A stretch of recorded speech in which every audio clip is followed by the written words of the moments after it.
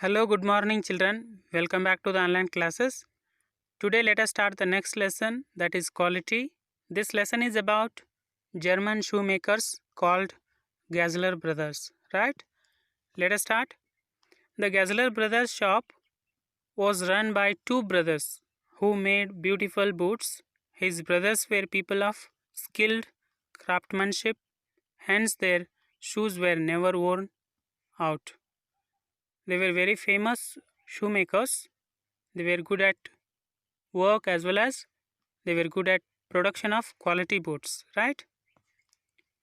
Gazler brothers and the art of boot making.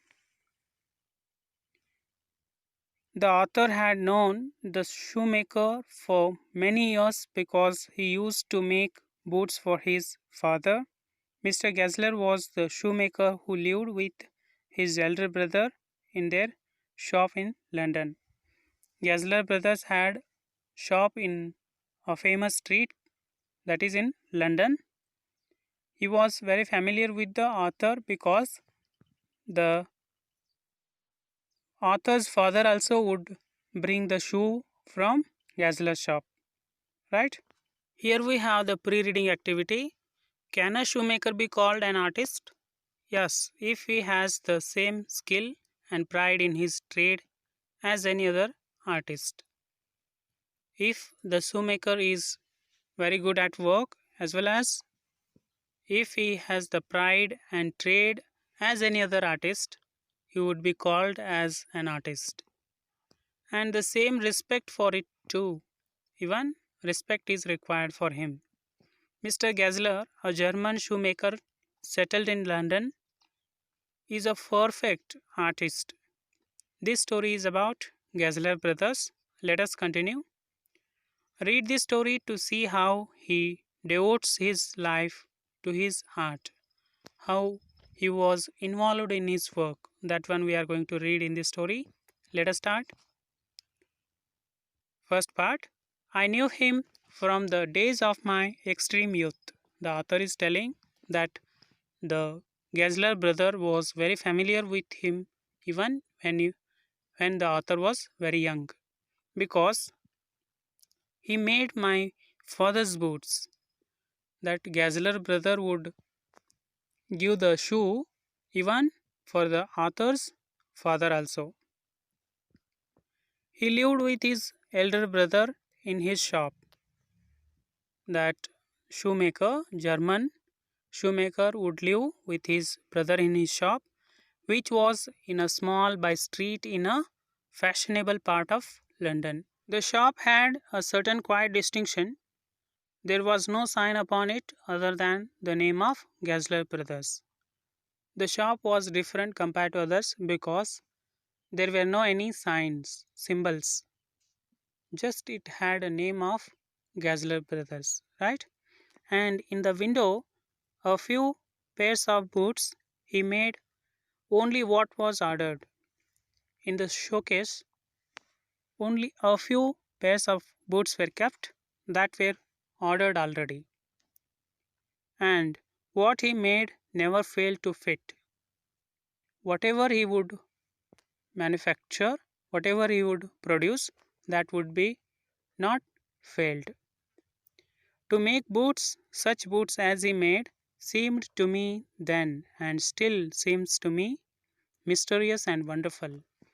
The author feels mysterious and wonder because that the Gazler brother produces the shoes that they are very good at quality. Next one. I remember well my shy remarks one day while stretching out to him my youthful foot. Isn't it awfully hard to do, Mr. Gazler? And his answer, given with a sudden smile from out of the redness of his beard. It is an art, that he said in German accent. When the author was in Gazler's shop, at that time, one day he asked the Gazler brother, isn't it awfully hard to do, Mr. Gazler? Then the Gazler brother answered in a smiling face, that he said, It is an art. In German version, it is an art, right? It was not possible to go to him very often. His boots lasted terribly, having something beyond the temporary. The author would not go to the Gazelle shop often because whenever he would bring the shoes from Gazelle shop, they would be used for a long time. Lasted terribly means lasted very long period. Beyond the temporary, some essence of boot stitched into them. Beyond temporary, if it is required, they would stitch even for boots. One went in, not as into most shops. The shop was not like ordinary other shops, it was different, but restfully as one enters a church. It was like a holy place, and sitting on the single wooden chair waited a guttural sound and the tip tap of his slippers beating the narrow wooden stairs, and he would stand before one without coat, a little bent, in a leather apron with sleeves turned back, blinking as if awakened from some dream of birds. It is all about the appearance of Gazelle brother that he would come with tip tap of his slippers, beating the narrow wooden stairs.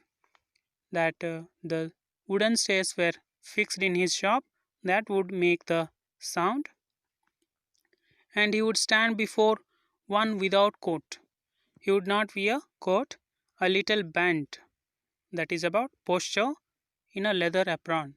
That is the outer clothes which is used for covering. With sleeves turned back, with folded sleeves, blinking as if awakened from some dream of birds. He would blink his eyes as if just awakened person that he came out of the dream of birds. This is about today's session.